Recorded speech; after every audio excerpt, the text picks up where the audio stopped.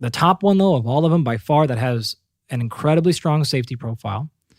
It is a simple form to get, has a important magnitude of effect, and is effective across multiple domains of physical health and performance. And it is, because of that, it is my crown jewel. It is, in my opinion, without question, the Michael Jordan of all supplementation.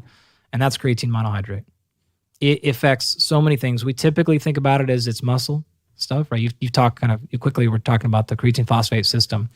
But we have to realize the mass majority of research on creatine phosphate is not in sport performance and has not been for 20 years. It's in clinical.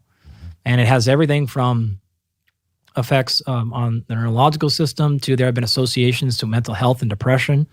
And to be very clear, I am certainly not saying you can take creatine and cure anything. And I'm not saying it's going to stop you from depression or anything, but I'm saying there's a lot of research in these areas, and there's a reason people are doing it.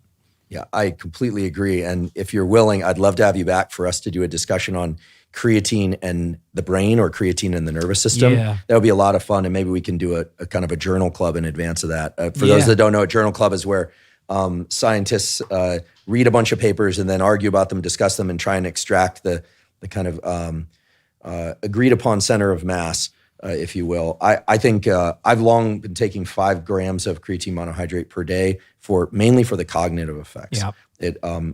I sense an effect. That's obviously anecdata, but I think there are a lot of data out there as you There's enough. You're not crazy. There's enough there, and in fact, there's enough mechanism now to understand the metabolic needs. Mm-hmm. People think I'm a muscle guy, right? So I'm going to think about the metabolism needed to fuel muscle, but we forget cells, immune cells, red blood cells, nerve cells, astrocytes, brain. All this stuff requires energy, and it's all going through metabolism.